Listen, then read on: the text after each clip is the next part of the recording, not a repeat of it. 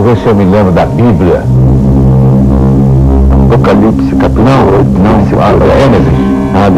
Gênesis, tá bom, né? Em 7 dias, bom, tu lembra, sabe?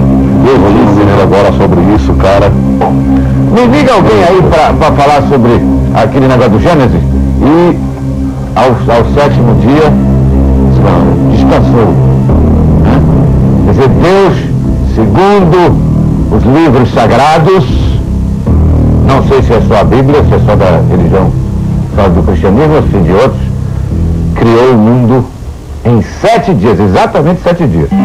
Por isso que a semana tem 7 dias e domingo é dia de descanso. Para algumas religiões, como o adventista, é sábado, né? Porque o domingo é o primeiro dia da semana. Domingo, segunda, terça, quarta, quinta, sexta, sábado. Então, no nosso caso, nós não descansamos. Nós é que mudamos e fizemos do domingo o último dia da semana. Será que o mundo vai acabar, hein? Vamos lá na São Rodoviária. Checa, não vem me dar porrada não. Checa, me traga aí. Ela, mostra ela ali que usa urina. Trouxa não. Vai ficar brava comigo. Fica de sacanagem aí, ó. O que você quer ver? O Gênesis, espera lá. Gênesis, eu vou chamar a rodoviária. No princípio, põe música de Gênesis aí, por favor, Carlão. Tem que tirar os papitos do seu contrato. Calma, né? Pô, você tá fazendo o maior sucesso, viu, Marcelo? Já? Todo mundo, gatão, não sei o que e tal. Já no começo, né? No princípio, criou Deus os céus e a terra. A terra, porém, era sem forma e vazia. Havia trevas sobre a face do abismo. E o Espírito de Deus pairava por sobre as águas. Disse Deus: haja luz. E houve luz. E viu Deus que a luz era boa e fez separação entre a luz e as trevas. Bom, e aí vai, é muito longo e tal. Doutor Marcelo, diga. Foi assim mesmo que o mundo surgiu? Olha, o que acontece é o seguinte: se você perguntar a pessoas de religiões diferentes, cada uma vai contar um relato diferente da criação do mundo, né? Então, se você perguntar para um cristão, para um judeu, esse é o relato. Se você perguntar para um budista, vai ser um relato diferente. Então, o que é importante, talvez não seja nem os detalhes da história de cada um, mas a necessidade que a gente tem de tentar entender da onde veio o mundo. Então, todas as culturas, através de todos os tempos, sempre criaram uma história para poder explicar de onde veio o mundo. Mas qual é a explicação física? Então os cientistas, de uma certa forma, também estão fazendo parte desse processo, criando um relato, uma história científica da criação do mundo, em que, hoje em dia, a gente diz que o universo surgiu no Big Bang. No Big Bang, exatamente, há mais ou menos 15 bilhões de anos atrás. Parei. Não há 6 mil e poucos. 15 bilhões de anos. Não é mi, não é bi. Eu li um livro agora. Quinto Estado da Matéria foi feito, inclusive, por um pastor evangélico, diz ele, que teve uma visão escambau. Um dia de Deus, segundo ele, desse dia da criação, teve 824 milhões de anos luz. É muito ano, é muito tempo. Vai dos bilhões que ele falou. Vai dos bilhões, você divide 15 por 800. 15 bilhões de anos. Agora, é o universo estimado, né? Isso é uma estimado. Né? Você tem um erro ali, mas o que é importante é que a diferença básica é a seguinte: é que consciência, você não precisa ter fé. Você não precisa acreditar na história, tá? Consciência, você confirma ou não a tua teoria. Entendeu? Então, quando tem essa história de conflito entre religião e ciência, que cientistas estão se metendo onde não deve, não é nada disso. Eu acho que a ciência tem um papel dentro da sociedade e a religião também tem um papel dentro da sociedade, e não existe colisão, não existe choque, existe complementaridade. Um pode fazer um papel, outro pode fazer o outro. Por exemplo, se morre um parente teu, não adianta conversar com um cientista que vai te dizer, mas então a pessoa vai se dissolver em átomos, etc. Isso não vai ajudar ninguém. A natureza nada se cria, nada se perde. Pois é, vai se transformar. Agora você fala com um sacerdote e a coisa é outra. Então esse papel moral, ético, de apoio humano, não é uma coisa que a ciência se propõe. Mas, por outro lado, a religião não pode negar os avanços científicos. Mas algumas negam. Algumas negam completamente. A Testemunha de Jeová, por exemplo, nega violentamente. Desculpa aí, a Testemunha de Jeová. Mas então, doutor Marcelo, Deus existe ou não existe? Na sua concepção física? Na minha concepção física, não existe Deus. Não existe Deus. Não existe um Deus dentro da ciência. Agora, isso não significa que um cientista não possa acreditar em Deus. Entendeu? Na ciência não existe necessidade de se criar um Deus. Quem criou isso tudo, então? Quem criou isso tudo foram, basicamente, processos físicos, coisas que foram acontecendo através da história do universo, sem ter um arquiteto ali. E antes do Big Bang, o que é que existia, doutor? Você sabe o que o Santo Agostinho dizia quando fazia esse tipo de pergunta? Mas se Deus criou o mundo, o que ele estava fazendo antes da criação, né? Isso. Ele dizia que ele estava criando um inferno para poder botar essas pessoas fazendo essa pergunta. Mas é uma maneira muito feia de não responder. Não estou dizendo Santo Agostinho, eu não fui eu que falei. É uma maneira muito feia de não responder uma coisa que a pessoa não sabe. Pois é, dentro da ciência, a ciência responde isso de uma maneira muito simples. Nós podemos fazer modelos, teorias, que explicam até de onde veio o mundo a partir do nada. Existia nada e, de repente, surge alguma coisa. Existem modelos que fazem isso. E a eternidade? Onde é que ela está? A eternidade, a duração do tempo, é uma coisa que pode acontecer. O universo pode existir para sempre. Pode continuar existindo para sempre. Mas não há uma teoria científica? Mas as pessoas podem ligar também, tá? Para participar. Já vou chamar a rodoviária. Não há uma teoria científica, aliás, muito plausível, né? Muito provável.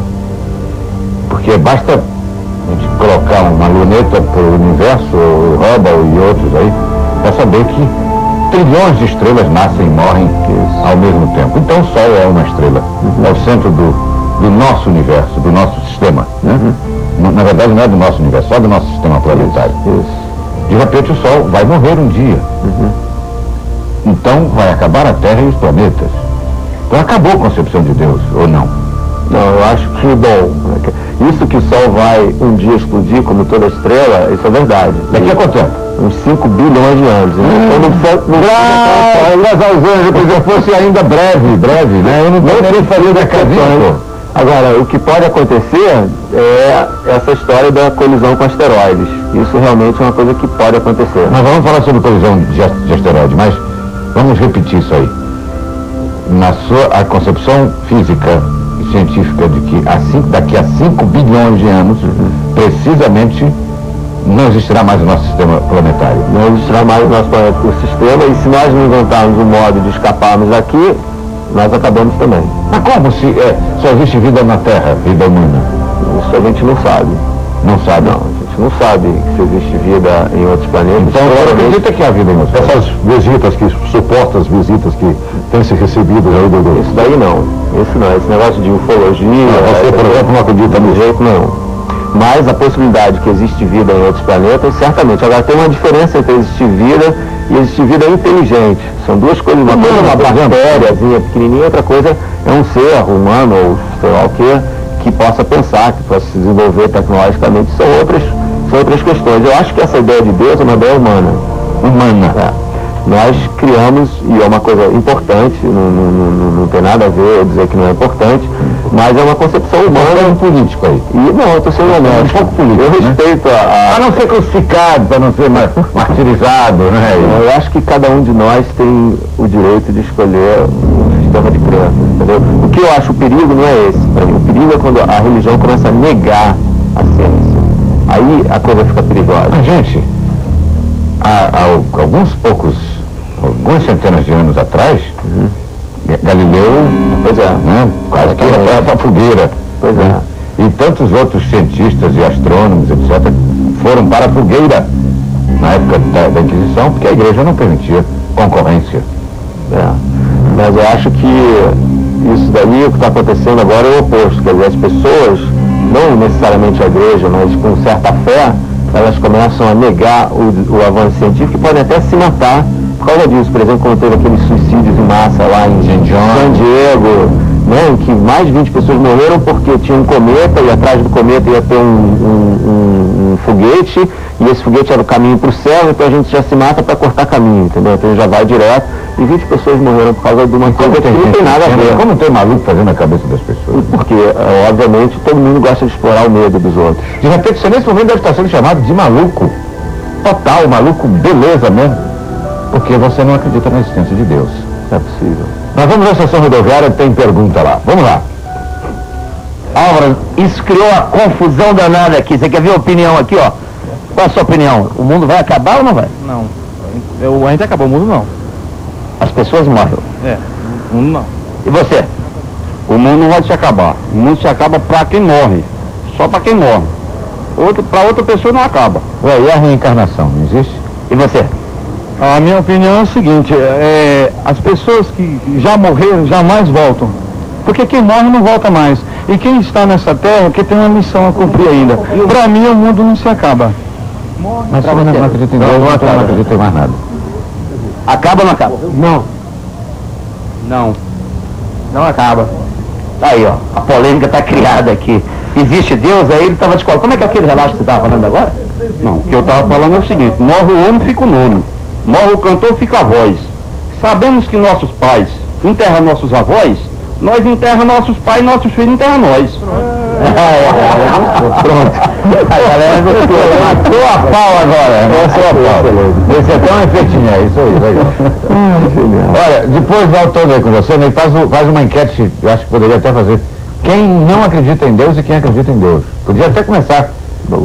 Poucas pessoas, até um presidente da República, que antes de dizer que não existia Deus, hoje já diz que existe, já reza de joelho, com certeza, né? Pedindo bênção ainda. Para não perder voto. Comunga, porque ele já perdeu uma eleição, porque naquele momento ele foi sincero. Não sei se depois ele continuou sendo.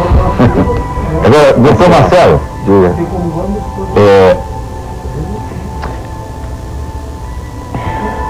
Essa história do fim do mundo... Eu esqueci a pergunta que eu ia. Deixa eu voltar a uma coisa que eu tinha falado antes, que é interessante. A história do fim do mundo, do asteroide e tal. Não, era sobre o asteroide. Pois é. Era sobre o asteroide. Que história é essa? Que história é essa? Que daqui a breve tempo poderá ocorrer de novo uma colisão de um asteroide e nos remeter à extinção como foram extintos os dinossauros e extinguir toda a vida na Terra. Você vai responder isso daqui a pouquinho. Isso é ciência, né? Exatamente. Isso está lá um asteroide XRY, não sei das quantas, né? Que está andando para cá, né? Não tem nenhuma mira, não. Mas pode acontecer, pode acontecer. Às vezes passa perto e tal, fica todo mundo assustado, porque a verdade é que não precisa nem ser muito grande, entendeu? Uma pedra de 1 quilômetro de tamanho acaba com a vida. Porque levanta muito pó, impede a luz do sol de chegar, né? Nós vamos voltar daqui a pouquinho. Se alguém quiser fazer alguma pergunta ou um testemunho, ou esculhambar o doutor Marcelo, bem, Impossível. Canal 4 aqui na Band, segue Brasil Urgente.